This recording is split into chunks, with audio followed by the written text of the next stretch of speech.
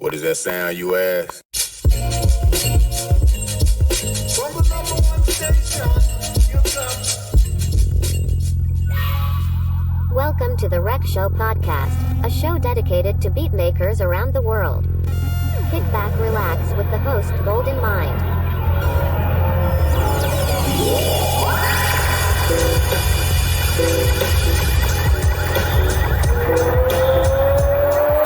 Ladies and gentlemen, this is the main event of the evening.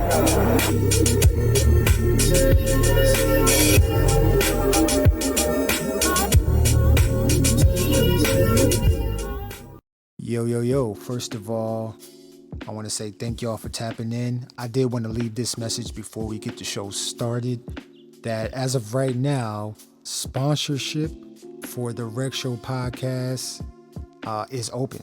Okay, so anybody can go to the link tree, scroll all the way down to episode sponsorship of the Rec Show podcast. Check out all the details right there. Little 30-second, 45-second spots in the episode that you sponsor. All the details are actually inside of the link, man. So if you have any questions, also I can be reached on IG or the new app called X. Hit me up, man, if you have any questions. But man, dope opportunity for anybody that has new projects coming out, new albums, new concerts, all that type of stuff. All right, get the word out to a growing podcast. Peace and love, y'all.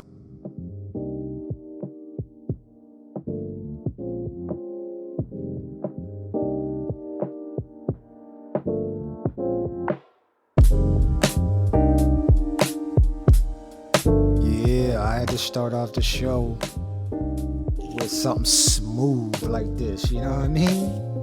Yo, man, this is called Red M3, created by the one and only Creative with a K. That's Kreatev. This is off the Chill Hop Essentials Fall 2023 album, man. Just came out, man. Got some amazing producers, beatmakers on this joint, man. So, yo, man, fall's coming up. Tap in. But y'all enjoy this joint, man. Peace and love, yo. Woo.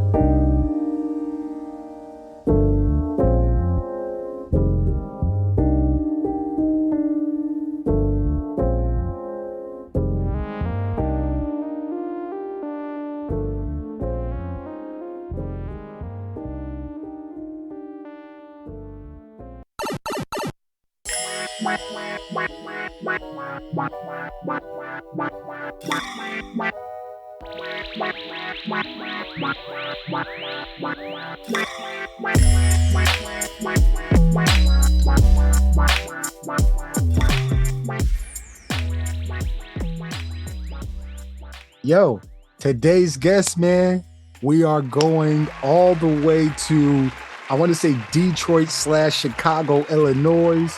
That's where my guest is from.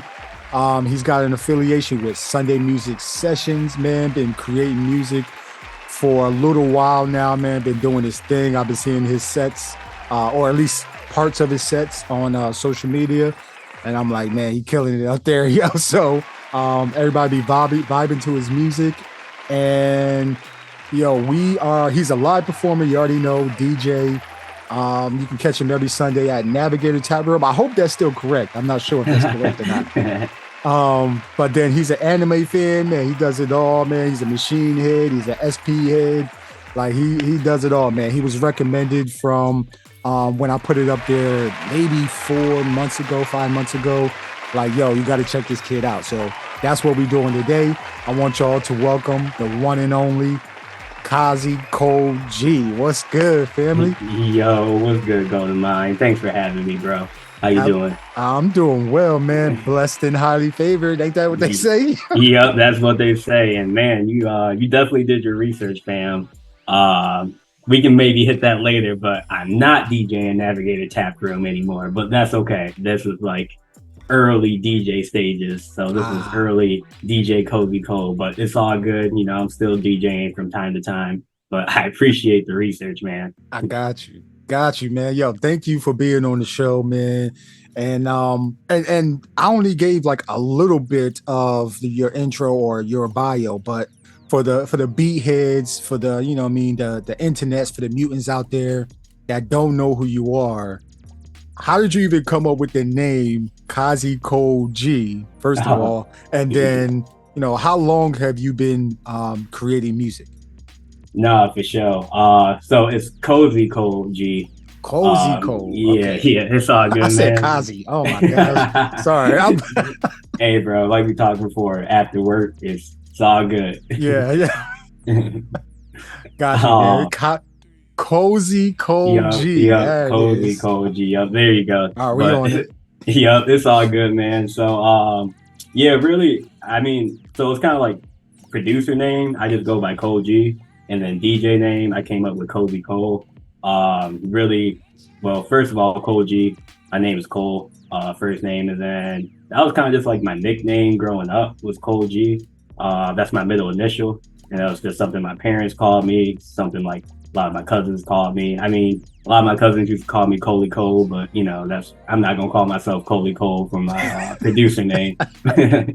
But it's all good. And then with the DJ name, yeah, Cozy.Cole, just like, it's really just like my music taste, man. You know, when I spend, I'm not really not hating on the trap scene, but like trap has just never really been my thing. You know, like big party music just never really been my thing. Yeah, just when I'm spending, man, I just kind of want you to relax and just catch a vibe, you know, have some good conversation and just get comfortable. That's really just been like my brand, you know, in a way throughout every time I spend. So, yeah, man, that's kind of the origin of my name. Man, so how did you even get into DJing or just playing your beat sets in front of people? Like, how did that come about? Yeah, so I mean, we can go way back. Actually, man, I'm sorry. Before we get started in that, I do want to give you your flowers as well, bro. I just want to say thank you for having me on the Rec Show, and I'm just I've been such a big fan of the show ever since I first peeped the episode of B4 Lasers. Oh my guy. yeah, that's my guy too, bro. He the homie for real. Shout out B4 Lasers. But nah, ever since I peeped that episode, I remember, man, like I remember peeping that episode and I was like super stressed out for work, and I had to like kind of work kind of late, and like, man, the Rec Show saved my life, because after that I listened to B4 Lasers episode, and I remember I discovered Radicule from this show. Radicule was like one of my favorite producers now. He was so cool. Shoot, there's a bunch of other people, like I think even Rex Mason, Ricky. Yeah, man. So I just wanted to give you your flowers first, man, because the Rec Show saved my life, bro. Man, yeah. you saved me on a lot of late night working nights, man. I was on the Rec Show for sure. Yo, right. Thank you, man. You know, the crazy thing is, man, I came up, like, this idea was dropped on me as I was working mid shifts. So I think, like, I just wanted, like, because, you know, working overnight, man, it's boring. It's not a lot going on. So I was like, yo, like, what if we could just have a show that's like for us, for the, you know what I mean, for the musicians, for the beat heads, at that, and talking about their life story and stuff like that at nighttime. You can listen to it at night, you know what I mean? So yeah, man. But yo, it's my honor, man. Thank you for the flowers, man. It's just, I'm just, you know what I mean? I don't know, man. I love what I do. I love getting the ability to chop it up with y'all, just where y'all are right now, because I know everybody's on a different trajectory. but still on a upward trajectory nonetheless. So man, so yeah, thank you, man. Yo, so what's up, baby? Yo, hold on, my what you need, yo? I had pie. Okay. Smell like apple pie. Yeah. It's apple pear pie. Mom changed it up. Okay, gotcha. Okay, I gotta do this my interview. Okay. Yo. Come on, yo. I got people got things to do. Yo. So? Okay. All right. Well, be quiet while I'm in here. All right. My bad, y'all. It's all good, fam. My bad. Y'all. But yo, okay, so we taking it back. Yeah, taking it back. Actually, let me ask this question, because this is where we take the listeners on a little journey, man, on your musical upbringings and stuff like that, to get where you are right now. So were you growing up in Detroit, Michigan, or were you growing up in Chicago, Illinois? So I'll kind of give my background. So I originally grew up in the Detroit area. I was born in Detroit, and then I was raised in the suburb, just like 15, 20 minutes from the city. But still very tapped in with Detroit music. And, obviously I wouldn't say I come from a musical family, but in the house, always music playing. I tell you that I do got a great grandmother who's still kicking. She's 102 years old, still kicking today. Wow. And she go crazy on the piano. What's her name? Her name is Juanita Harvey. Yeah, shout out to Juanita Harvey. Yeah, Juanita Harvey is still out here kicking it. But she plays the piano. That's really the only musician I feel like is in my family for real. But still, my mom, I say my mom was like a shower singer. She was always singing in the house. Pops was really into music, always playing music. He had a bunch of records. But really, I would say most of my musical influence, I have an older brother who's 8 years older than me. And he really put me on everything back in the day growing up. So Detroit's my roots, but now I live in Chicago. I moved to Chicago right after school. So I've been living in Chicago for about 6 years now. And it's been super dope. Man. So, okay, you got your older brother, your mom singing, your grandmom killing it on the piano, on the keys, right? Yeah. Like what type of music were you listening to when you were growing up? Like, I know you was riding in the passenger seat with your older brother. Yeah, that's what we do, So that's what we do. What was y'all pumping, man? Man, so with mom's influence was crazy. I would say the main thing my mom put me on was Janet Jackson. I just feel like Janet Jackson was so part of my childhood. And just like listening to the radio, like it's always a Janet Jackson track. Pretty sure my mom had her All For You album, which is like one of my favorite albums. Still bang that. And then she was just like, my mom, she enjoyed a lot of dancey, fast music, but even when I was younger, that wasn't my vibe. I definitely latched on more to her side of the like quiet storm type of artist, like the Sades and the man, who else would I say? Trying to just think a little bit. Man, I'm blanking out.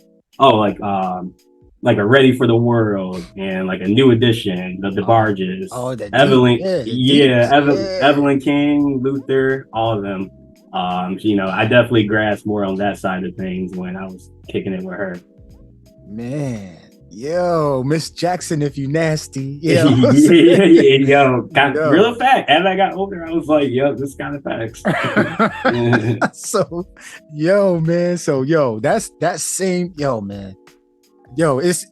It might be just me, man. This is just my opinion, internets, but the warmth, that you got from listening to music like that. I don't know if you feel that same way with the R&B music we have today. You know what I mean? Like, nah. Is it just me, or is it? I do not with the mainstream R&B, but that's why I've been getting so into alternative R&B, because I feel like that's bringing there are a lot of R&B artists like bringing that warmth back. Like, I don't know if you ever listen to like Devin Morrison. Like, he's an artist. Yeah, he's got long hair, right? I don't even know what he looked like, low key. I think he Okay. wore glasses. I really don't know what he looked like, but I do feel like he wore glasses. But he's got beat tapes too. But he's kind of like a new wave R&B singer that's kind of giving me that feeling back. But yeah, man, you don't get those Quiet Storm mixes like they used to record back in the day. Man, Quiet Storm, man. That title right there, yo. That's Quiet Storm. I didn't say Anita Baker either. I mean, another Detroit legend. I knew that. I knew you listened to her already. That's automatic. Yeah. Right. That should have been the first name I said, honestly. Yo, man, the Luthers, man, the Barges, yo, man, like, yo. So, okay, that's when I'm listening to your music, man, I definitely get that vibe. That it's like, yo, like you grew up listening to R&B, man. These are the songs. Like, we gonna talk about some of your albums too, man, because you was, man.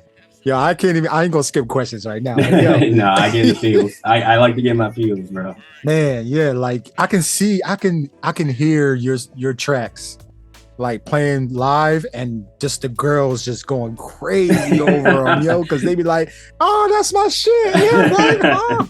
You just flipped it, yo. Like the way you be flipping these joints is crazy, man. Yeah. So yeah, that's when it comes to my mom's, but I know you asked about my brother too, so shout out to Big Bro. So my brother, he really put me on more. This is like more the conscious rap. This is why I love like conscious rapping. You know what I'm saying? Like I was like, it's crazy. Like I had to be like 5 or 6 when the Blueprint came out. But like I love the song Girls, Girls, Girls. You know what I'm saying? Like, right. And I'm not saying I like girls like that at 6 years old, but it was just so like I think that beat was crazy. I forgot what the sample is, but I know Just Blaze made that beat, and the way Jay-Z was just flowing on it was just crazy. So I mean, the Blueprint, H to the Izzo, all of that stuff.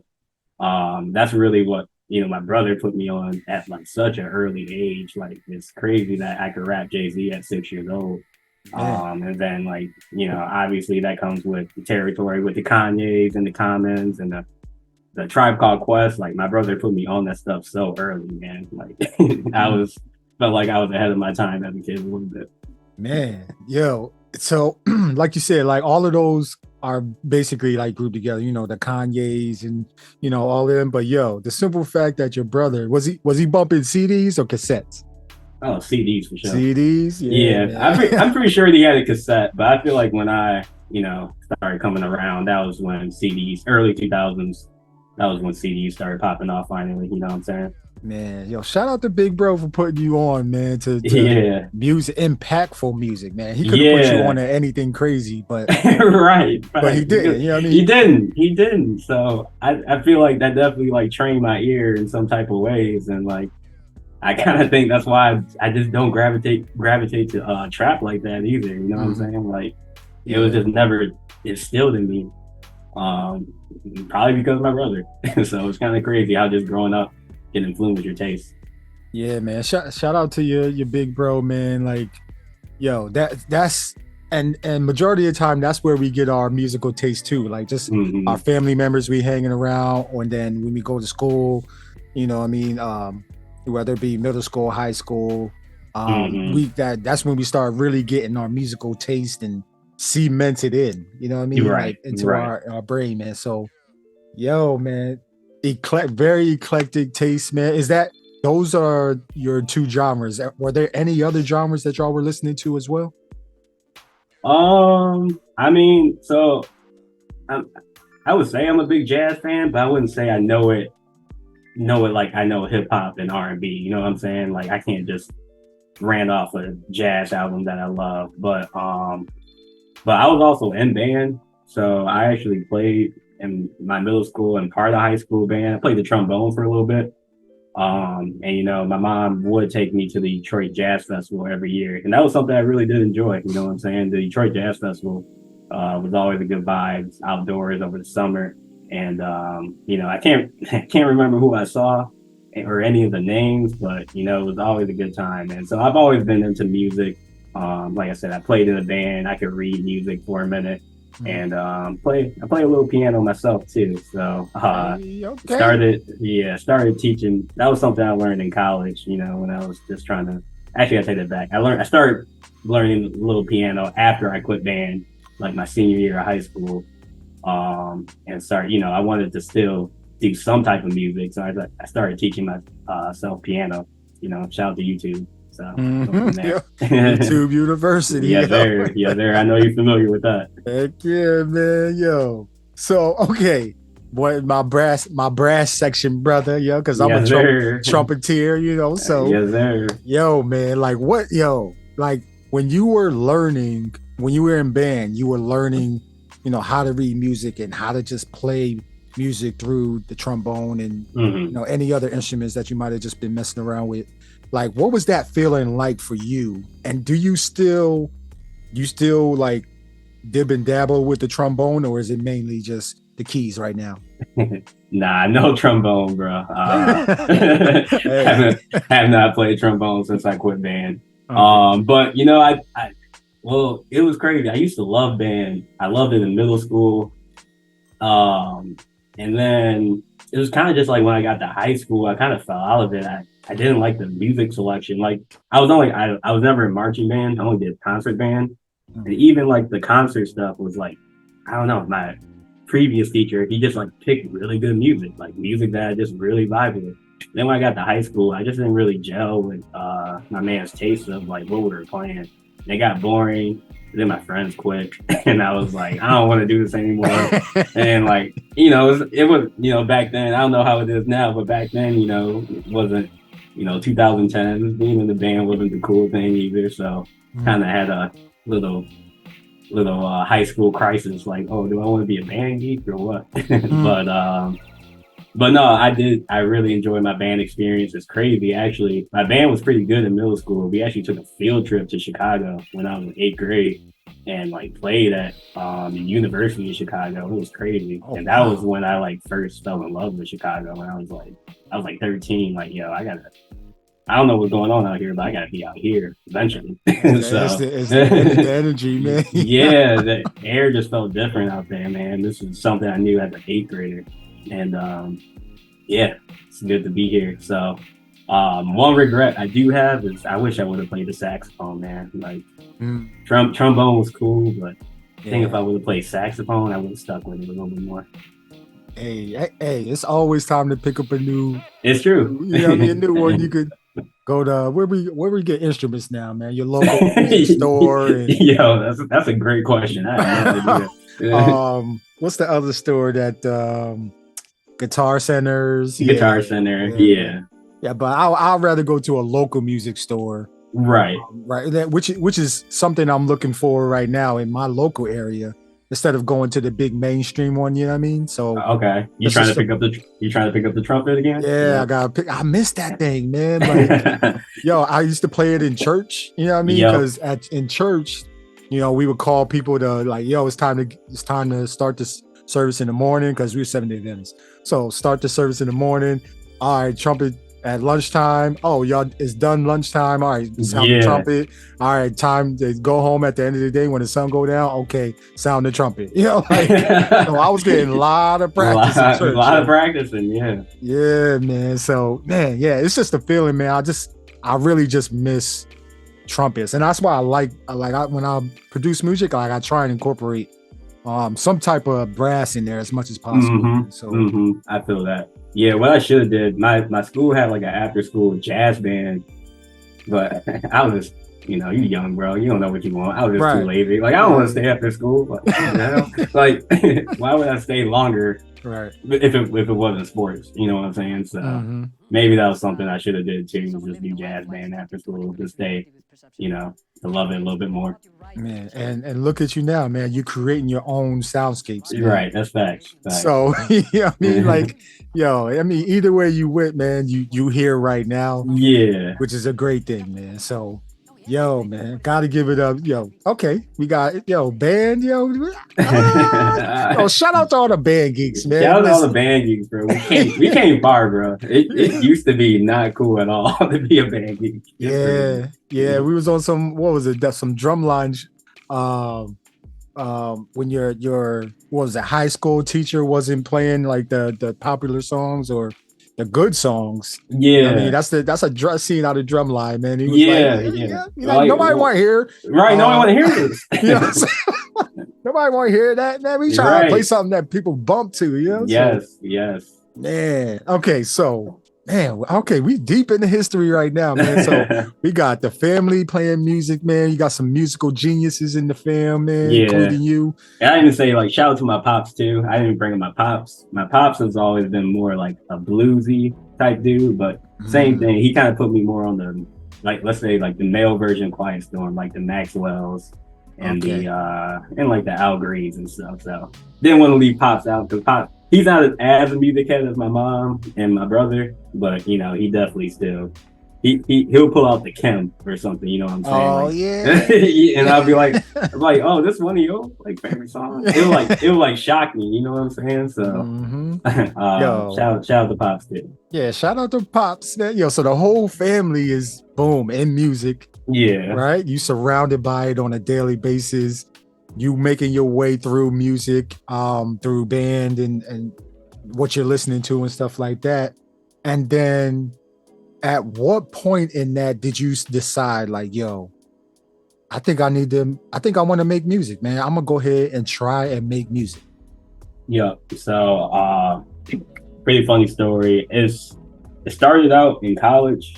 I got my cousin gave me he was my roommate too, but he let me mess around with his MK2 because he wasn't really using it. So I want to say I started like my sophomore year of college in the dorms where I first picked it up. And it's kind of funny. It's actually, if you go to my very first Instagram post, I think I literally posted a picture with the Maschine. It was like, yeah, I'm about to get in on this. And this 2013. Was like 13, it's 2013, dog. And bro, I didn't do shit that night. I really did not do anything. I didn't do anything that whole year actually with that Maschine in K2. So it's been my way of like making beats is I haven't been consistent in a long time. So that was like the first time I picked up a beat pad. I would say like 2016, I did start like actually getting a feel for the Maschine and started actually uploading stuff on SoundCloud. It's still on SoundCloud to this day. I got a little playlist on SoundCloud called College Beats. And honestly, they're not the best, but you know, it's kind of dope actually. A lot of those beats I actually been like, as of lately, I've been remaking. And you know, it's funny to hear the progression, and it's super dope to hear the progression of like the sample idea I had. And I just didn't have the knowledge at the time to make it what I sound like, but I was like, you know, I can reflip these and it's gonna sound dope. So shout out to College.Cole. Yeah. At first I thought I was wasting my time, but it all comes full circle. But it really wasn't until COVID time. That's when I really got to work. That's when I was like, all right, you know, that's when you realize how much free time you had. And you know, when the world shut down, it was just like, now you just realize how much time you had. You know, I had no pressures with friends. You know, I'm in Chicago, you know, people always want to hang out, go out, go to the concert, go to this, blah, blah, blah. You know, all those pressures went out the window. It was just me and my laptop, and I was like, I got this Maschine, like, let's get cracking.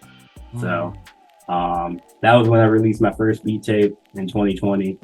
And from there, it's kind of been working to get better. Man, yeah. So I was going to ask you. Oh man, I'm skipping. You know, I don't even care, man. You stay off script. I'm going off script. We can go off script. It's all good. So I kind of went deep. So so I'm listening to what track was I listening to today, man? I listened to like your whole discography today, man. Yeah. And I was like, yo, I know he's a Maschine head just because I feel low. What was it? The MSXI Audio, man. They make sound packs for Maschine. Yeah. And sound kits for Maschine. And I can hear some of the sounds that when I first got my machine, Yeah. that's what I was like, yo, he flipped these crazy, yo. Yeah. Man, I was like, yo, man, I gotta ask him about that. So, yo, I mean, what is it about Maschine? That are you still making music with Maschine? I am. Yep, I still am. So, what is it about Maschine that like just gets you into the like? Is it the best tool that you have right now to get your ideas out and freak your ideas to make them what you want? Yeah, I mean, to be honest, it's the only tool I've ever messed with, to be real. But yeah, I just feel like with Maschine, I just like the hands-on of it. Ableton, obviously there's hardware to it, but I do just like having the hardware and the software kind of, go hand in hand with Maschine. To be honest, the what I want to say, like the organizing scenes thing, I feel like could be a little bit easier, but when it comes to like getting ideas out with Maschine, it's nothing better. It's super intuitive to just get like a loop going and chopping up samples. Like that part is great. I just wish the organizing, like how you want to structure your song was a little bit better. But that's really my only complaint, man. And I know you use Maschine too. Yeah, so, man, yo, Maschine heads, yo, that's another. Look at this, man. Yep. Man, yeah, yo, I think they came out with clips, right? So you remember they came out with the clips to where you can have your scene and then just select all of them and make them clips, and then you can move them how you want to move them. And yeah, that's what I've been messing with right now. Is I didn't know clips. That. So you can record the pattern because it shows up as a pattern. Yeah, boom, yeah. Select that pattern, boom, make it all clips, and then you can just do it like that, man. So I think it's a right clip or something like that to do. Okay. But yeah, man, like I know Maschine is working. I know they came out with some new daggone keyboards. Yo, we don't need them on keyboards. Yeah, man. Right. Literally, no. You know what I'm saying? But I mean, apparently they must. Yeah, man, they must have a lot of people that use the keyboards for live sets or in cinematic or music, some type of music production, right? Like that. So I get it, but yo, can we get you know what I mean? Can we get I know they came with Maschine Plus. I'm not. Oh yeah, there is Maschine. Yeah, I'm probably not getting that one. I'm overall happy with my MK. Yeah, you know what I'm saying? Like, I mean, unless I was like, I can't travel with this thing, man. It's so yeah. That's like, another thing. So I either have to take my SP404 or I have to take my Koala on my phone and just do certain things like that, and then I'll just transfer everything. But yo, for you to be making your music on Maschine for this long, man. If I had to ask one question, man, if you had a lot of beat makers that might tap into this that don't know which piece of machinery to start with or what software or anything like that, what would you recommend they do before they purchase something? Because these ain't cheap. It's like it's definitely not cheap. So. No, I remember because like I said, I started on the MK2, but then I did, after I graduated school and started making a little money, and I bought the MK3, and I really just a lot of YouTube. I literally watched a YouTube video that said Ableton versus Maschine, and I think I was just naturally biased towards Maschine. The workflow was super familiar for me. It was like less. When I bought the MK3, I was like ready to go. I was kind of just like, I don't got time to learn a whole new DAW. Oh, yeah. I just kind of wanted to get cracking. So like I said, I looked into Ableton. I watched the video, and Ableton looked dope, but that was just my mindset at the time. But that would be my advice: is definitely just YouTube. Watch, like I said, there's literally a video that says Ableton versus Maschine versus another DAW. I'm pretty sure that's out there, and it just compares all. Yeah, and it just like compares all three, like the Akai, I think it's like the third one. And it literally compares all three, like the strengths, the weaknesses of it, and kind of from there you can kind of just make your decision on what workflow is the best for you. Man, so that's an internet. We here with Cozy.Cole G, man. So listen, I had I've been doing this whole crowd participation thing. Yeah. I threw up the thing today, but last week I got to everyone but one. So I'm gonna ask his question right now. For you. This is from Reliefs, and he said, how do you decide which tracks get released together as an EP / album or single? Shout out to Reliefs. Yeah. Ooh, shout out to Release. Man, that's a good question. So for me, I don't know. For me, I feel like, for me personally, it's about does it sound like the vision that I'm trying to get? If I am working on a project, does it match like the vision of this project? That's the main thing. Whenever I drop a project, I try to make it pretty coherent, where it's all, it's not just like R&B and then I don't know, super boom bappy. Like my EPs are all like super R&B-ish, and then like my albums are kind of more, they're still R&B-ish, but I kind of put like a little bit more range into them because I put a lot of my own little sounds and own little tweaks more into it. So it's really all up to the vision, man. I say it's just like, if you got a vision for a single, definitely put it out. But if you got like a collection of tracks that all kind of sound coherent, definitely do an EP or album. Man, yo, y'all heard it, man. Yo, you know what I'm saying? So that's just me. I don't got the sauce like that. So. Yeah, hey, you got the sauce, bro. Yeah, so yeah, I had to ask that question, man. So because I know he was like, yo, how you forget about me, bro? Like, I ain't forget about you, bro. I got you, dog. Yeah, so, but yo, let me ask this question, man. So you had the moment where you were like, yo, I want to create music. Was there ever a time where you were like, you know what? I don't know if I want to create music no more, man. I might want to just divvy off and do something else. Or has it always been, you know what? I still want to make music. I do it when I can, type of thing. Yeah, it's a little bit of both. I mean, there are days where I'm just like, I really don't want to mess with music right now, like straight up. And like, there's kind of, there's days where I'm like, oh, I'm glad I got my 9 to 5, because if I had to do music right now, I'm not messing with it. You know what I'm saying? Right. But I mean, on the flip side of that, most of the time I would much rather do music, so I would say I'm still, like I said, I didn't get really serious about making music until 2020. So I still consider myself pretty early,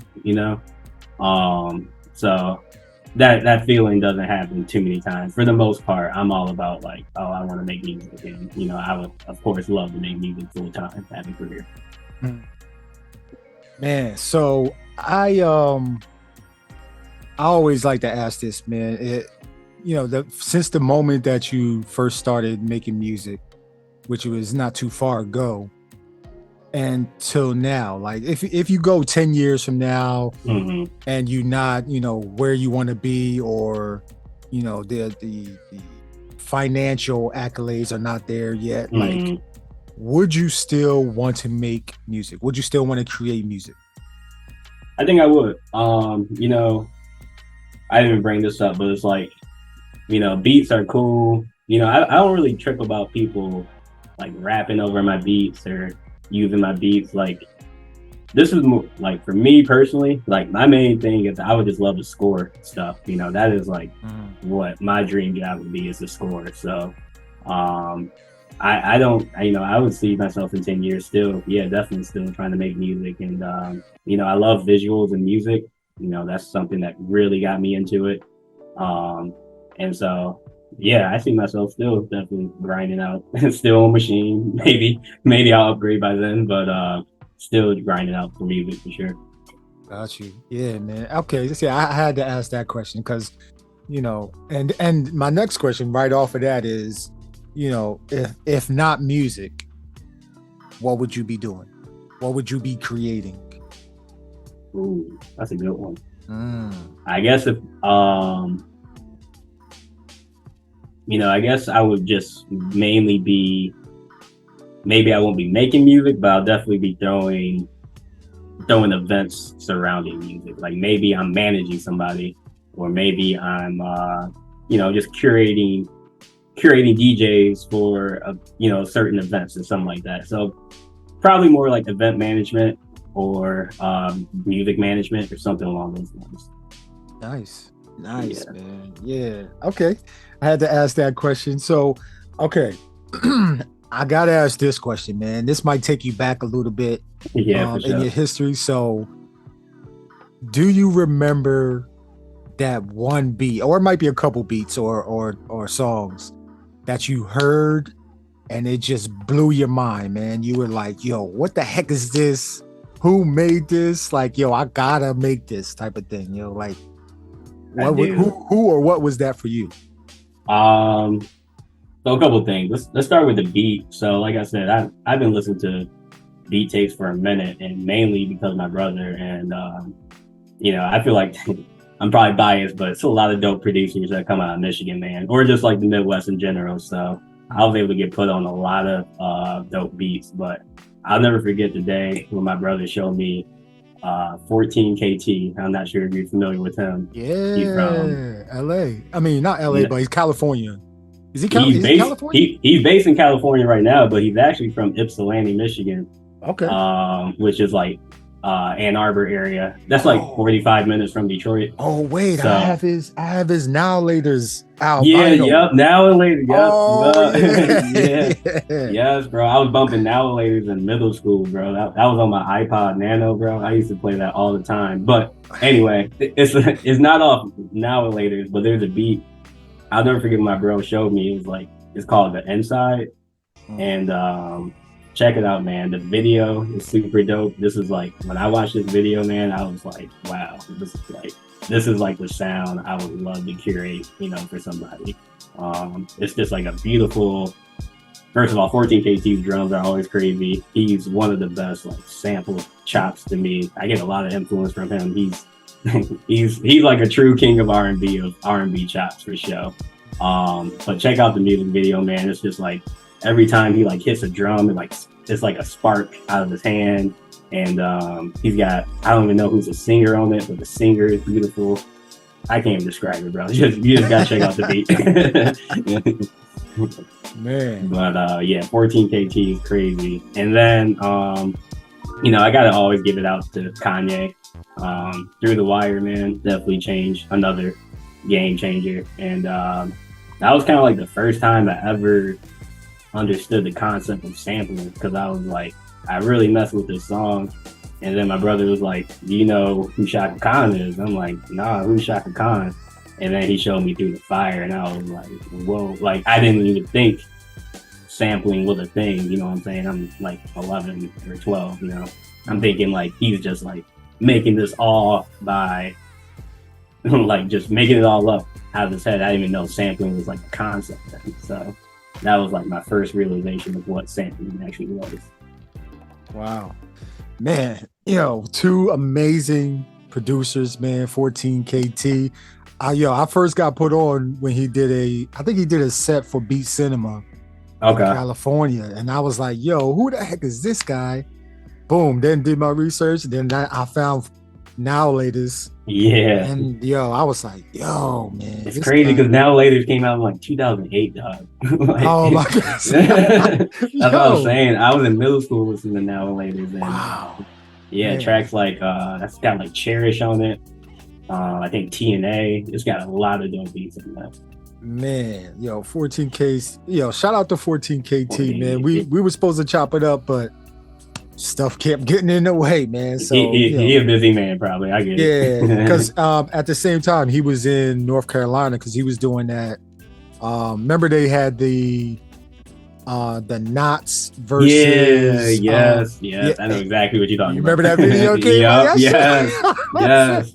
So he was there for that, man. So it was a lot going on there. So I get it, man. So another one he had, man. I was like, I was geeking over is nickel and dime. Nickel and dimes. Yep, I know Yeah, exactly what man. you're talking about. Yo, so that's another one, man. I gotta get that vinyl too, man. Yeah. But yo, Shout out to that's 14. yeah. Shout out to 14K, K West, man, or Yeezus, or Ye, Oh, whatever you want to call it. whichever one, man. It's Kanye, bro. Kanye West. Yeah. Okay, so that's your mind blowing moment. And then Mm-hmm. you go try and create the music and then you're on this journey trying to figure out your sound, right? Which they say it takes 10 years for you to play like you know what I mean? So have you figured out the sound you're going after for you, like your specific sound, or are you still experimenting with different things? No, I would definitely say I think that was the big thing I learned last year with my 2 projects I dropped in 2022 was finding my sound. Like all my projects, 2020, my early in 2021, like they cool, but I don't really it's sometimes I listen to them and I'll be like, oh, I should have did that a little bit differently, or why did I do that? You know what I'm saying? But 2022, I think I really found like what I was looking for, just with the samples and just like even a big thing I've been doing is finding people to play bass on a lot of my tracks, and I feel like that makes such a big difference, and it just makes everything sound so much warmer when you have a live bass player. Shout out to my guy Aaron Green, another Michigan cat, dope producer.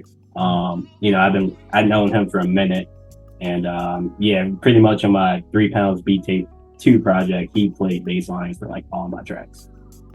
Man, that this 3 pound, matter of fact, let's get into it, man. So let's talk about these albums, man. So for the internets, man, I'm a link where you can find Cozy.Cole G's discography, man. So don't worry about it, man. I'm gonna help you all out, so just scroll down in the description of the show, click the link, boom, and they take you right to it. But man, and support on Bandcamp, man. Support on Bandcamp. Yes, sir, Bandcamp. Streaming is cool, but the artist, the musician, ain't really eating off the little fractions of a penny, right. So, facts. But I don't want to get too deep on that, but it's facts though. Yep. So, but this 3 Pounds Beat Tape, man, came out August 2020, man. Crazy slappers on there. First of all, I gotta ask, are you an introvert? It's crazy. Like I would for the most part, but I like to be outside sometimes. I can't lie. But when I'm outside though, I'm not like the attention getter. It's more like I go to a lot of events that I'm naturally interested in, and people, so I'm just like able to naturally connect with a lot of people there, you know what I'm saying? So, and that's why I get hit up about like so many events, like let's hit up this art show, let's hit up this festival. Oh, did you hear so and so was playing? Like patronality, like, you know what I'm saying? So it's like, I'm always wanting to be at the crib. Like I love being at the crib at the end of the day, but you can't be at the crib all the time. You got to get out and meet people too. So that's something I came to realize as I got older. Yeah, man. Yeah, can't be locked in the hole. You can't be locked out in the hole too long. So, so yeah, man. That's another gem, man. You just dropped too, man. Yeah. So get out, man. Just go experience some things, man. You can't be making music the whole time. Like you can't. You gotta live life, yo. You gotta live a little stuff. Get some inspiration from somewhere else. Like where you live at right now in Chicago, and I know that scene is bubbling. Because B4 Lasers is all about shouting y'all out, yo. Yep. So homie. Yeah, he just started. I gotta find the name for it, man. But he just started his own beat. Yep, Beatmaker's Toolbox. Yeah, Toolbox. Yeah, I was there last Sunday. Yeah, that was Sunday. Yeah, man. Yo, how was that, man? Yo, this man had us. It was super dope. This man had us cooking outside, bro. And we were like, we were going crazy, but he took care of us. We did it. So we did it at this record shop called Miyagi Records.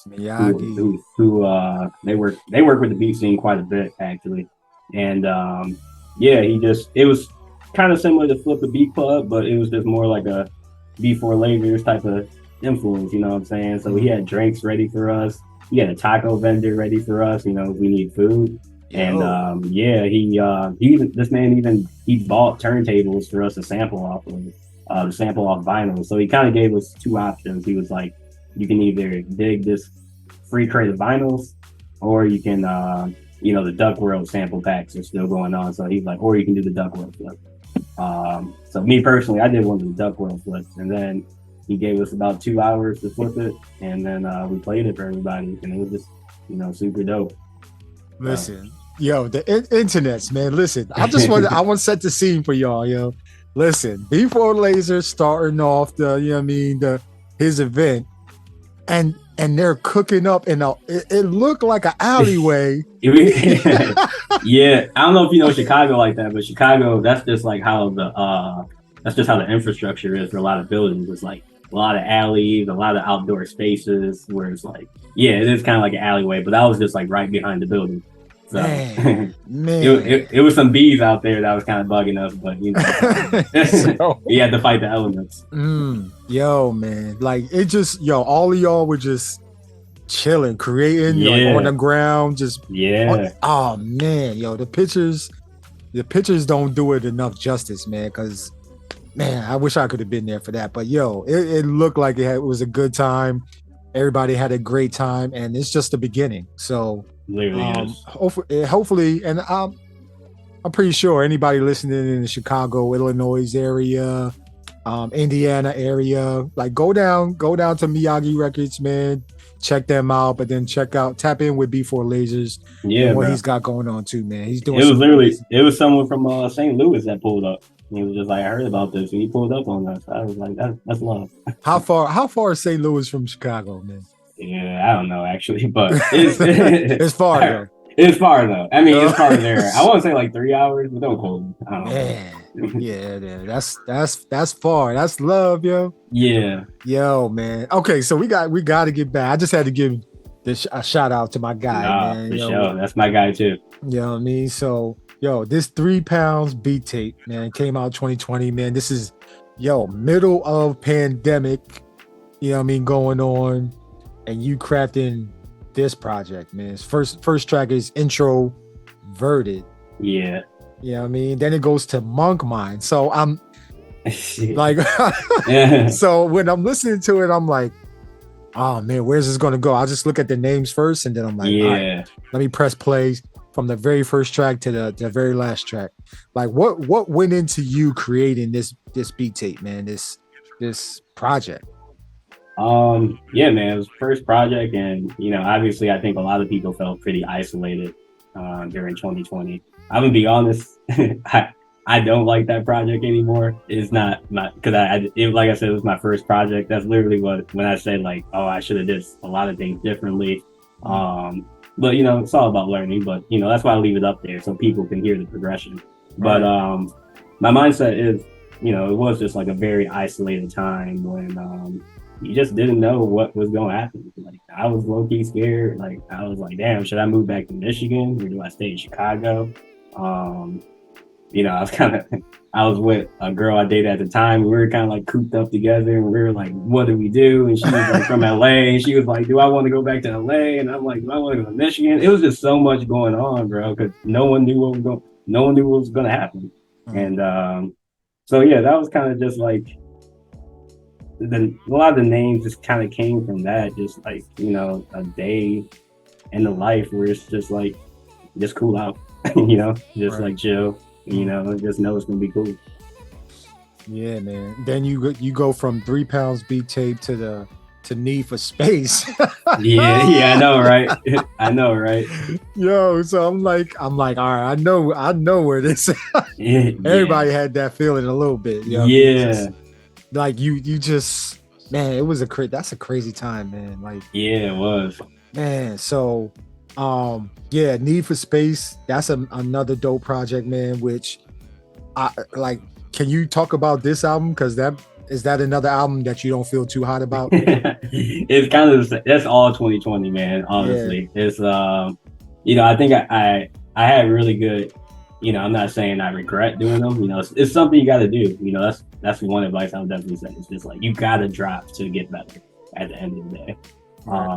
But at the same time, it's a learning experience. So no, I can still talk about that project. It's all a little fuzzy to me, but like I said, I don't really go back to it that much. But Gotcha. yeah, I don't mind talking about it. Okay. Blaksmith. You have a track on here. You don't have to feature Blaksmith. So that his lyrics, what he was saying, man. Who is Blaksmith? First of all, how did y'all connect for that track? Yeah. Funny enough, that's my brother. So that is my older brother. Everything coming full circle. Yeah, my older brother actually. This is another reason why I'm so into music and just in that scene. Because like he's 8 years older than me, so like when he was in college and started rapping, I was like 10. I was like 9 or 10, and yeah, he was just really big in the Detroit hip hop scene. So everyone in Detroit know my brother. He a local legend over there, and I got 2 little nephews now, so he don't rap like that anymore, but he still got bars for sure. And it was always a dream of mine to just collab with my brother. So that was I take that back. That wasn't our first track we did. First track we ever did was called Seasons Change, which was on that 3 Pounds beat tape first project. So yeah, man, it's always a good time. Usually I think I'm gonna have a thing where I always want to just have a track with my brother since he was so influential to my music taste. Man, yeah. Shout out to Blaksmith, man. Yeah. Yo, he's doing this thing, man. Like, yeah.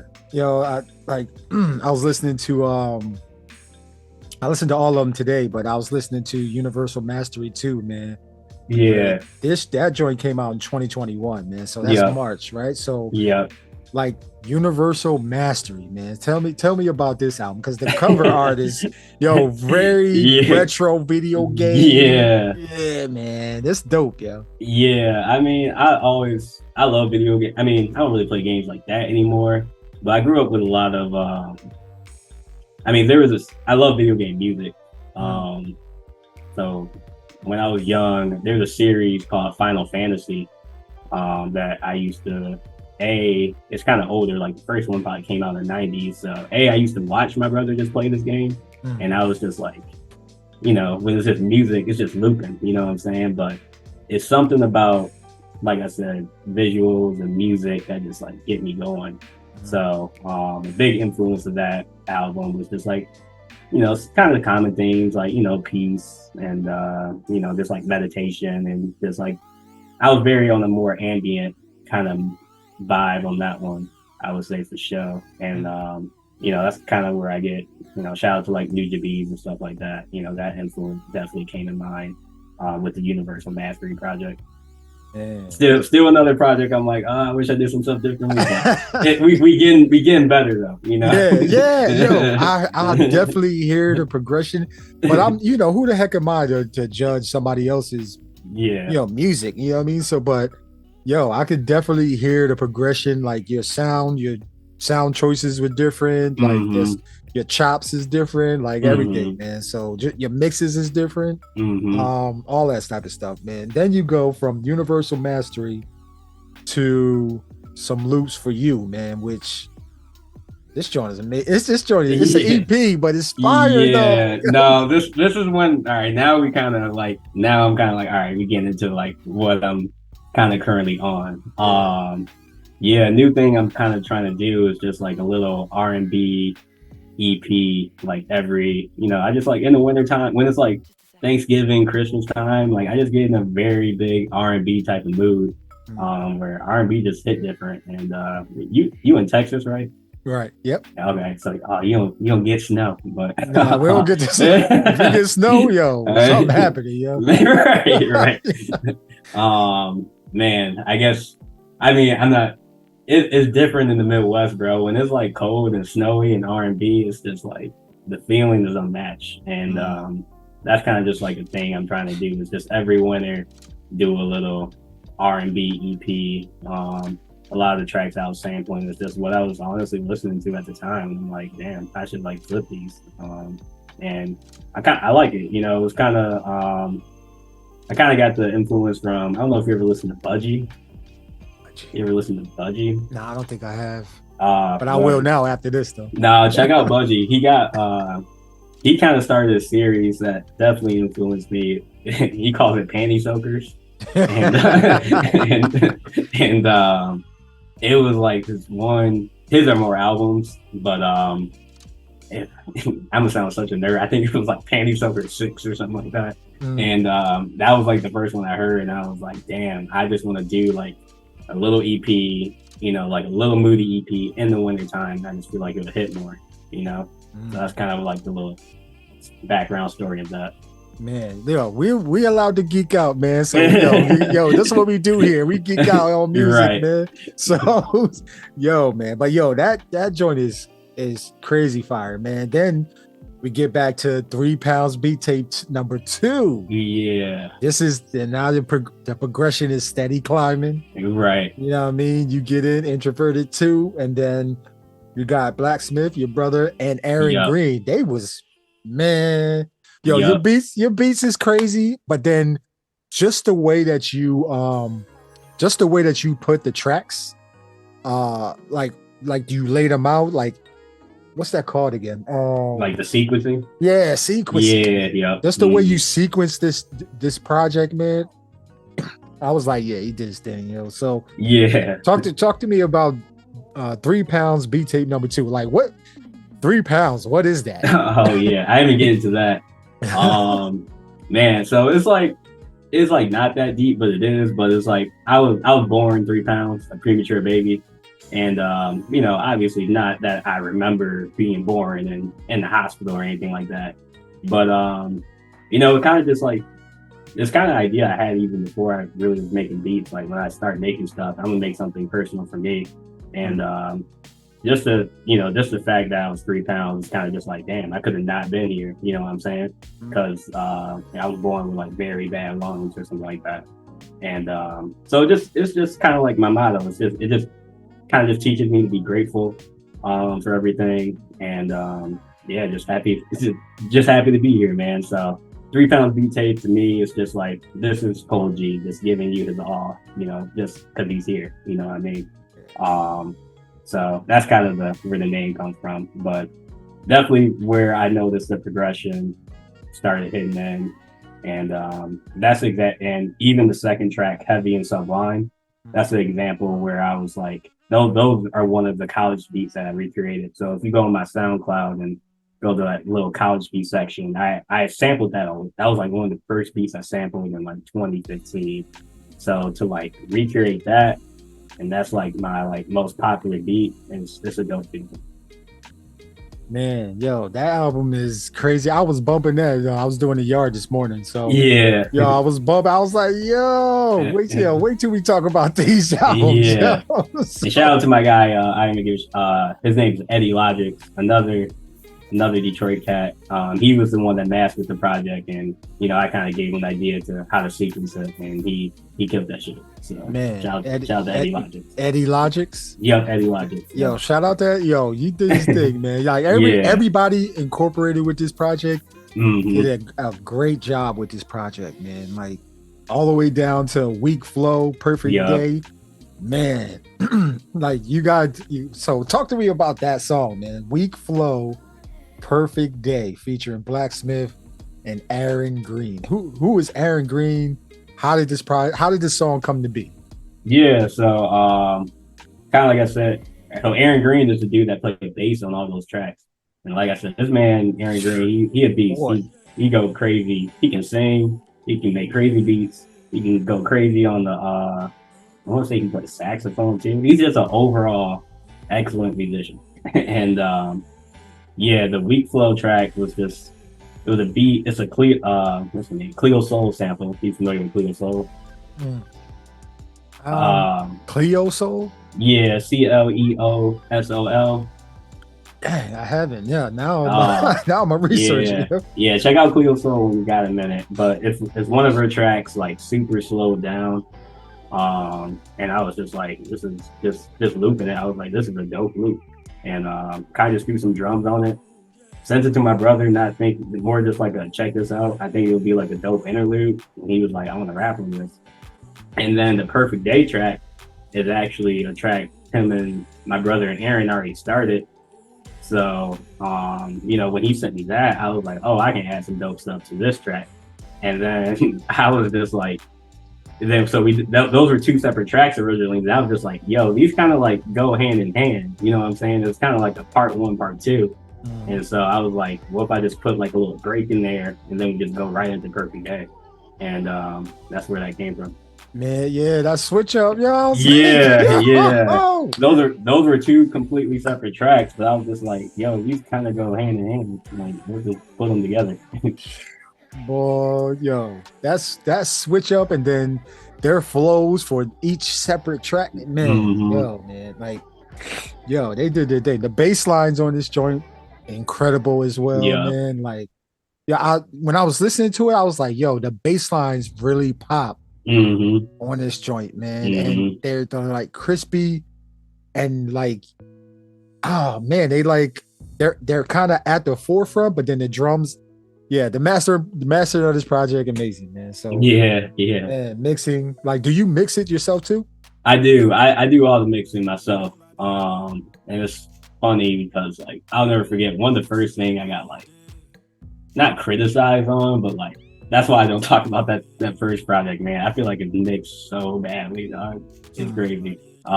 Which it is, in my opinion. But that was just something I really focused on, was like the art of mixing 4 or 3 pound DJ too. Because I just always felt like, and it's still within my strong points. Mixing is not. I still don't really know about that stuff. And like I mean, I know what clipping is, but like. I just don't really, I haven't really put the energy to like really master the art of clipping and what decibels all your places should be. So I mix by ear. I feel like I'm getting better at it, but I did mix it myself. Wow, yo, man, definitely getting way better with the mixing, man. Just the way you doing everything right now, man. The evolution is there. Yeah, that leads me to some loops with love. Yeah, you know what I mean? Some loose, yo, you definitely, internets, man. Yo, listen, if y'all like beats that have that soul, that got love included in them, everything ain't all about boom, boom, boom, boom, boom, shooting and shit. You know what I'm saying? Like, put a little love in your heart, man. Put a little love in your heart, bro. Yo, man, like, this is one of them ones, man. Like, the cover, you're staring out the window with the beat shit right there. Yeah. That shit is fly. Yo, who did the cover art for this joint, man? Some loops with love. Yeah, so like I said, I'm kind of doing a series with that, similar to how I said, shout out to Budgie, how he got that Panty Soaker series. But it's such a wild name. But I'm trying to start a series with that where I just do an EP every winter. And I did I think I found someone from Fiverr to do that one. Just like once I had all the tracks done, normally with an album cover, I go through like Fiverr. I'm just like, all right, whose art is kind of like speaking to me right now? And I know I put the artist, I'm blanking on their name. I put the artist on the post, obviously, but I want to say she was based in like Indonesia or something, and she went crazy. So shout out to Fiverr. Use Fiverr if you ever never checked it out. There's a lot of dope artists. You can find anything on Fiverr. You can find someone to play bass on your track on Fiverr. And it's very cheap too. So definitely check out Fiverr. Hey, that's a jewel internet. You know what I'm saying? That's a jewel. Y'all better scoop that thing up, boy. Yeah, even I even say the track Push and Pull on that 3 pound beat tape too. If you go back to that track, I found someone on Fiverr to play trumpet on that one. So like, or not trumpet, but it was a saxophone. So yeah, man. Yeah. Don't sleep on Fiverr. Don't sleep on Fiverr. I've had a few things on Fiverr, but I didn't know that you could do like, parts like people can add to your beats and stuff. Like, I didn't know man. That. Yeah, it was my first time ever doing it for this project, and I was like, this is a game changer. Was it pretty seamless? Like the interaction between the other individual? It was. My man was I was working with everyone from a different country, I guess, but I forgot what country in Africa he was. The only issue was like we were on different time zones, but No, he would send me a take, and I would tell him literally what I like on this take. I'd be like, keep this part. Can you do something else during this part that like go more with the chords, for example? And yeah, it was pretty seamless. Obviously, yeah, I go back and forth a little bit, but it's all part of the process, all part of the fun. Wow. Man, yo, that's a Fiverr plug, man. Yo, we just got a new Infinity Stone. Yeah, yo. they're collect them all. Collect them all, man. So I gotta ask you this, man. I saw the track about Nujabiz, which he's influenced a lot of beat culture as well. Yeah. So can you talk about like his importance to you and and how you create your music? Like what does Nujabiz mean to you? Oh man, so important. That's another example I should have brought up when you said what beat changed your life. It was the first time I watched Samurai Champloo, and that opening song came on, and I was like, this is like when even just like late night Adult Swim bumps in general, it's crazy to me. But when I watched that opening, I had to be like super young, like 12, 13. I was like, what was that? And I literally, like, I enjoyed the anime, but I literally watched to make sure like another episode was coming just so I can listen to that opening song. And then got on YouTube and yeah, just fell in love with Nujabiz, like straight up. And the song, I did like sample one of the songs. I sampled the song Another Reflection, which is another beat that I love by him, and kind of just added my own twist for it for that last track on the album.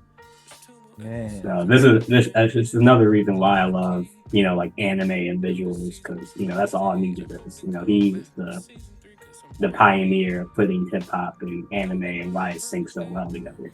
Mm-hmm. Man, yeah, man, yo, that his impact still being felt, man. We lost him, but yeah, his impact is still being felt to this day. So yeah, shout out to all the Nujabiz, man. Rest in power, man. Yeah, rest in power. And I gotta ask you this, man. Top 5 anime for you. Ooh. Top 5 anime. Yeah, we going there, man. I know it's a lot. It's a lot. So I do know I can probably do my 1 and 2. I'm gonna say 1 Attack on Titan, 2 Death Note. The rest no order, but I'll say Yu Yu Hakusho. Man, what else did I like? Maybe Chainsaw Man. I feel like I'm missing something. I didn't say Berserk. I don't know if you ever watched Berserk. Berserk. Yeah, that's definitely one of my favorites. I seen it. I just saying click on it. yeah, Berserk, and then shoot, I think what I say. I think I'm on 4. Maybe just Full Metal Alchemist. Probably my top 5. Wow, man. Yeah. So you definitely in the deeper parts of anime. Obviously, shout out to Dragon Ball Z and stuff, but like those were like the early ones. Yeah, man. I had to ask that question. Now I can ask this question, man.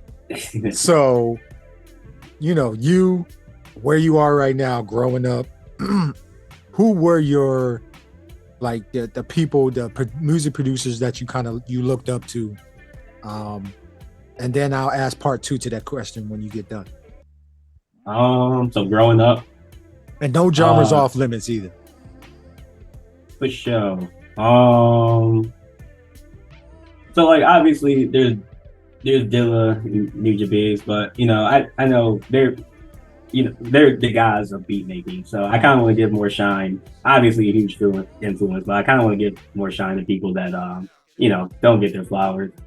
So I must obviously say for 14 KT, I'm gonna say well, this man gets plenty of flowers, but Kanye. Q-Tip, I feel like Q-Tip does not get enough flowers for his production. He's a great producer. I love everything about Q-Tip. That's like probably my favorite artist overall of all time. You ever heard of Illingsworth?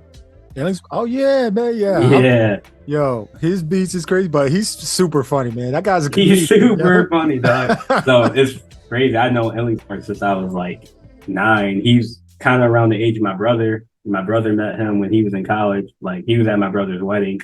So I know Illingsworth like my whole life, and been listening to his stuff for a minute. So shout out to Illingsworth. He's like you said, one of the funniest dudes ever. Right. Yeah, man. I mean, someone else who I feel like this is kind of more like the R&B in me, but Tricky Stewart? Tricky Stewart. I've never heard of him.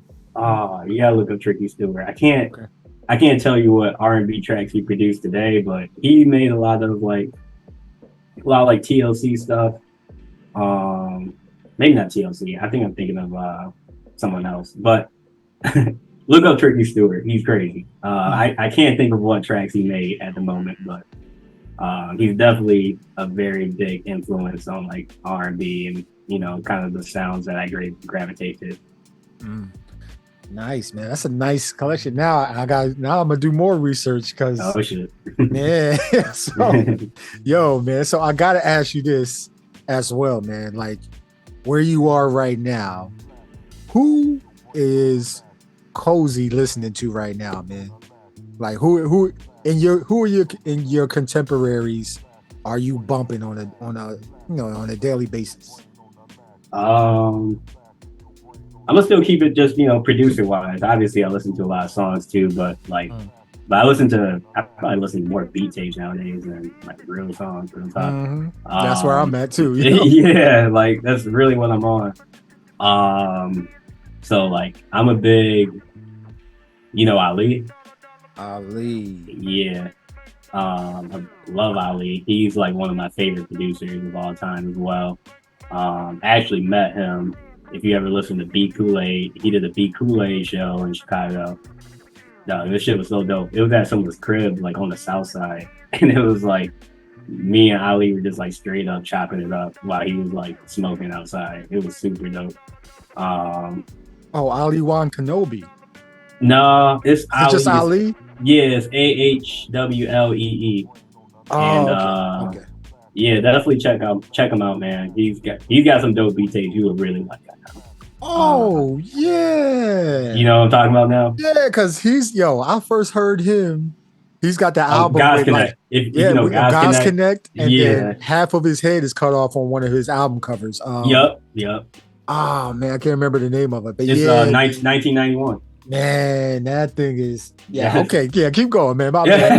No, you're good. No, that 1991 is like one of my favorite. I think it's 1991 or the 1992. It's one of those, but that is like one of my favorite beat tapes of all time, and he's a legend, bro. Who else? Obviously, shout out to Knowledge, another influence. Swami, always been a big fan of Swami. Twami. Yeah. He's a beast, Another one of my favorite producers. So, he was a big influence. You ever listen to Camo B? Camo B. No. He produced all the No Name's Telephone album, and that was just like a really influential album. That like taught me like your drums don't always have to be so hard, you know what I'm saying? Because I feel like when Telephone dropped from No Name, this was like 2016, and I feel like this is when trap was like really getting there. So I mean, one thing I really appreciate that album is just like I remember me and the homie described the album. It's like it sounds like super childish, but it's like very, I don't know. I can't describe it. It's just like a very good. Like, it's the reason why I love coherent albums so much, was just based off Telephone by No Name and Camo B's production.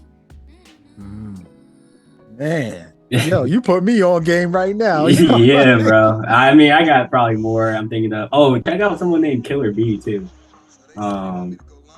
He's a dope producer. He's definitely influenced me a lot, too. He's a homie, too. Like, I don't know him personally, but we always be, like, sending each other messages on Instagram, and just like I always compliment his tracks, he compliments mine, so he's super dope.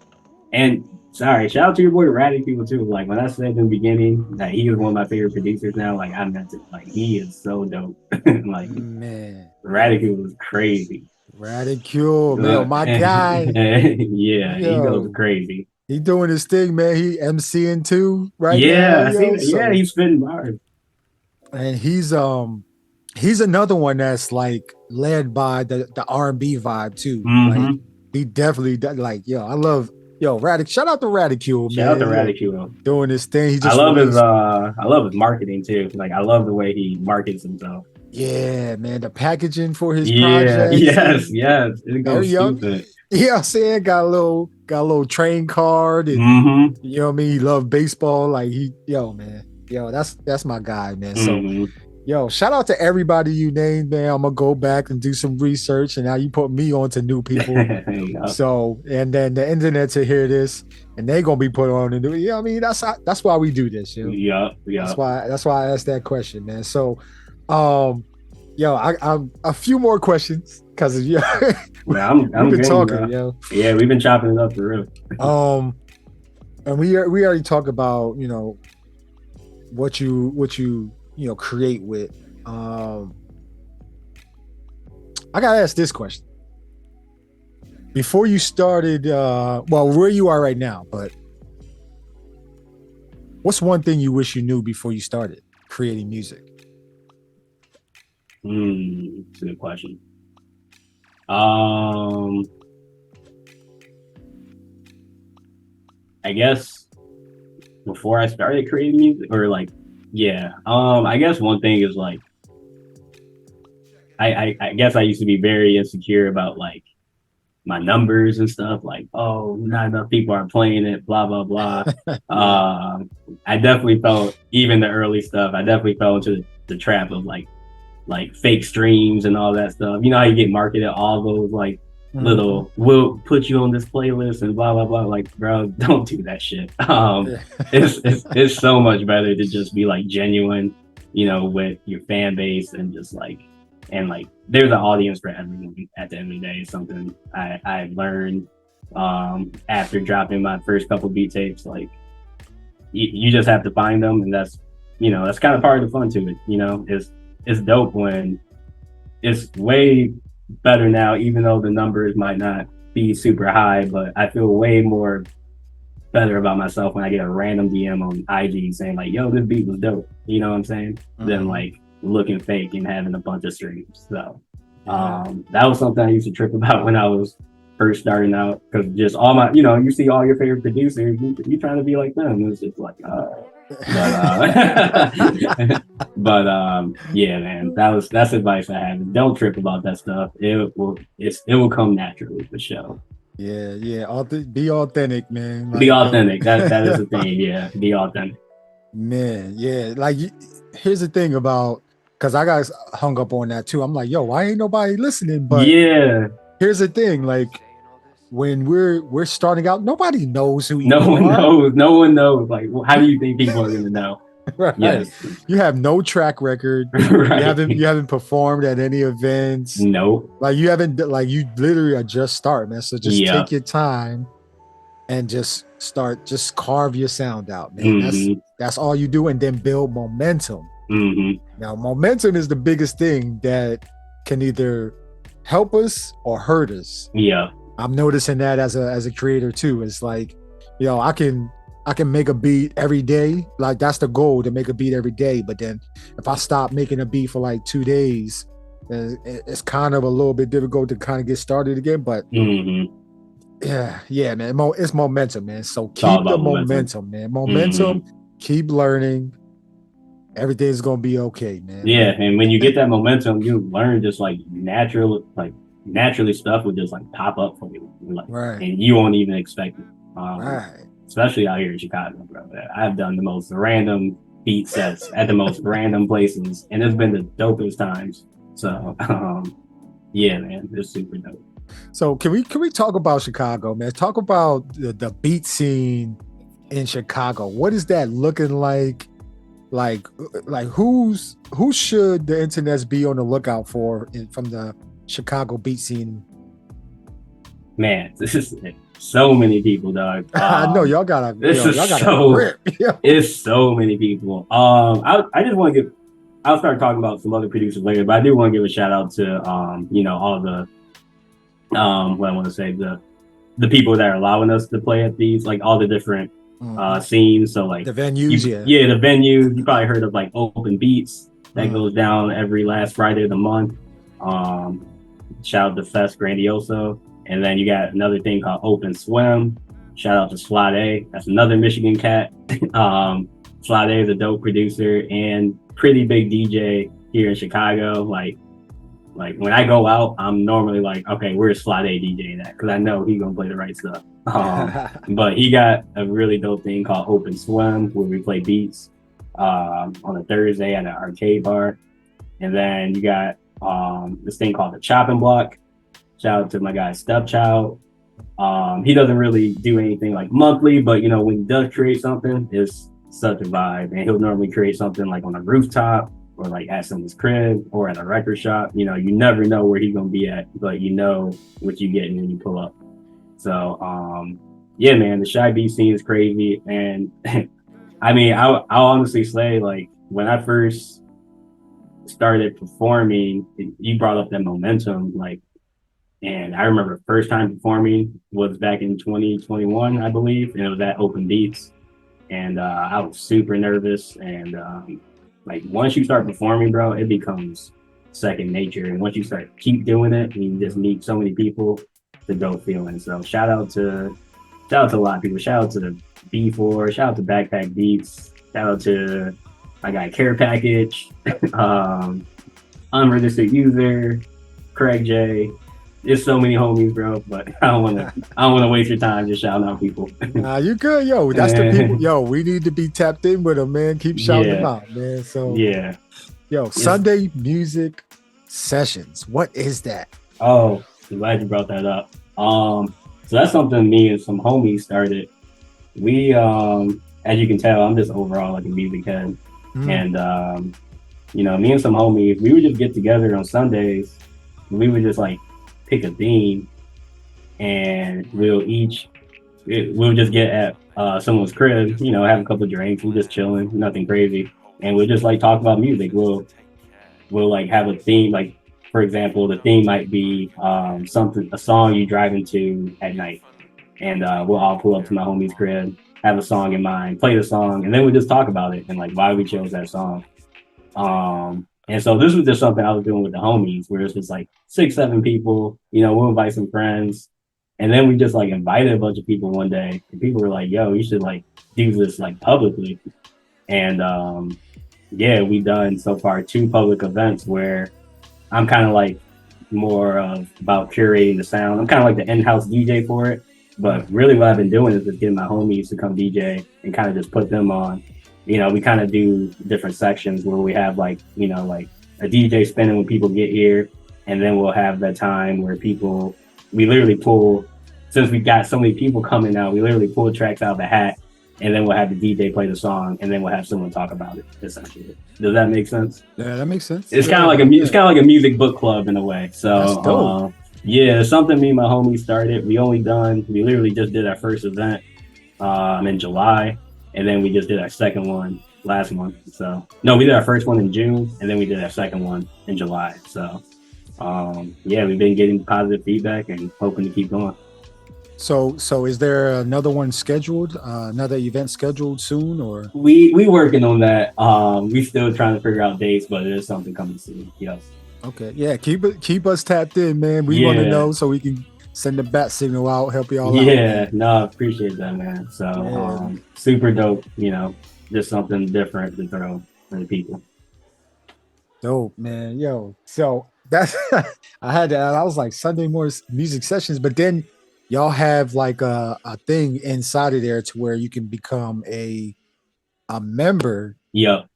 And it's like a deep member, you know what I mean? Like, yeah. Can you talk about that part, man? Well, so that was our sponsor. So shout out to my guy. His name is Draymond. He kind of started his own social club.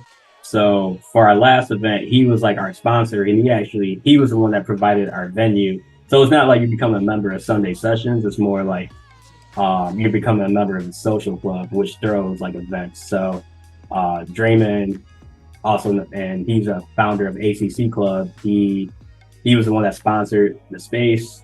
You know, he it was kind of just like a joint event, and that's what we're looking for. We're trying to work with different sponsors where it's like we can help. Hey, this is like kind of more of a. It's not just like a big ass party. It's kind of more of like a. I won't say professional, but you know. Yeah, that's what it looks like. Yeah. I mean, not like professional, but it is like more organized. It's more structured to it, and so we kind of just want to work with different people or different sponsors. Like, hey, we're going to promote your social club or your company, whatever you got, and we're also going to bring good music. So that's kind of like our motto right now. Nice. Yo, Sunday music sessions, yo. That's dope, man. That's super dope. I like the kind of like a music club idea where you talk about your track. That's dope too. Like, listen, we doing some amazing things out here in this world, man. But yeah, man. Everybody, if you don't know, now you know. Like, now if you're in the Chicago area, link with the homie Cozy. You know what I mean? He gonna tell you all about it, man. So, man. All right. So, final two questions. Excuse me. Final two questions.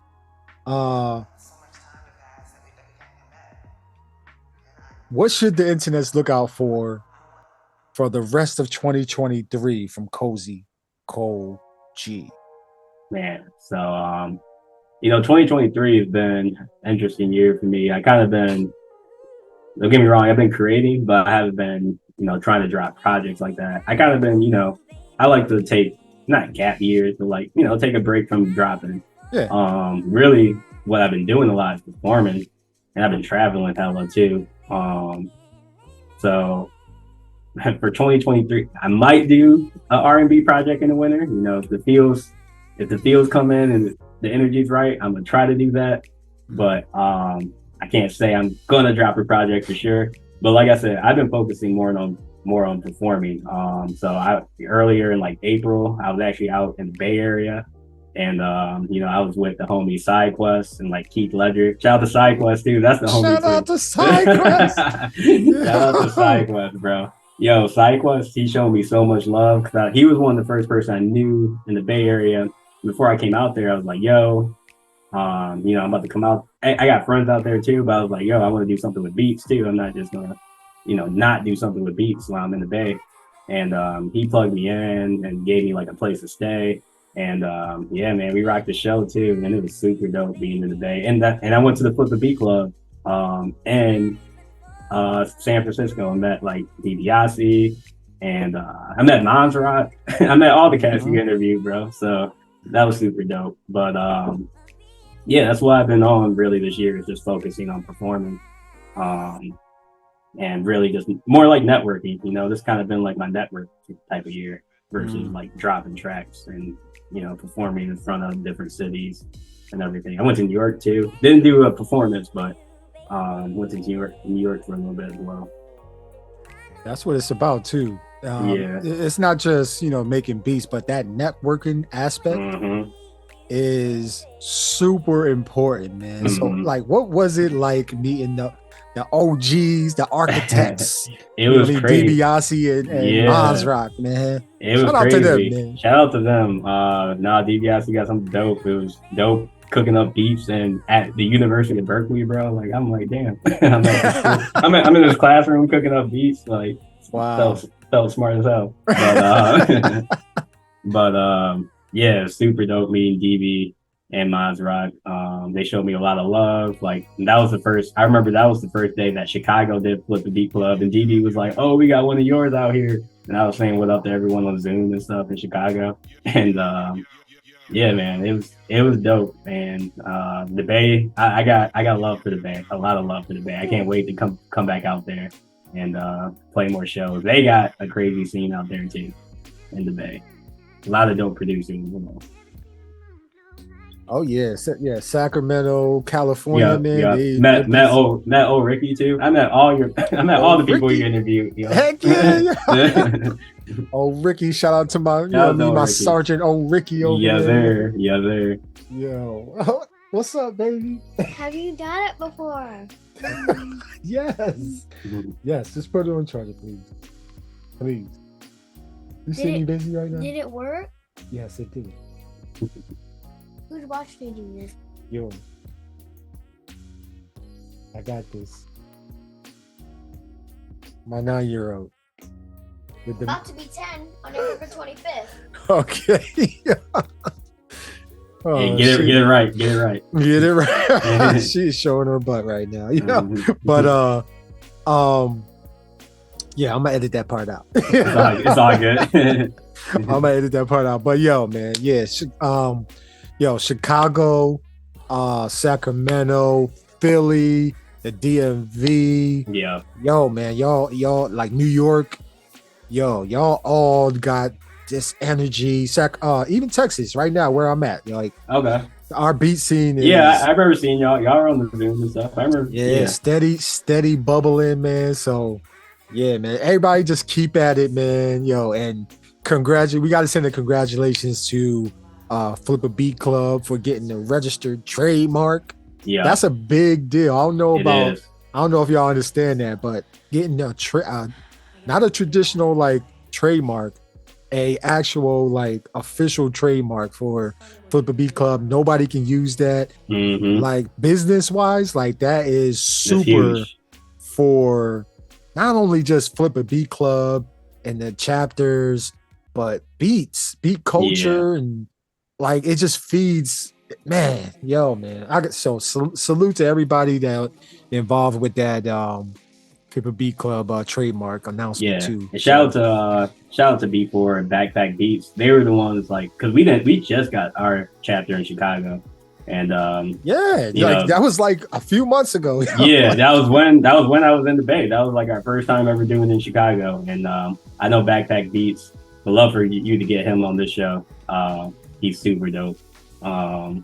I know he was really pushing everyone, like, do Flip a Beat Club, like, in our DMs and stuff, like, y'all should be here. And, it took a minute for all of us to start hopping on, but, thanks to the efforts they did, him and B4, we finally got a chapter.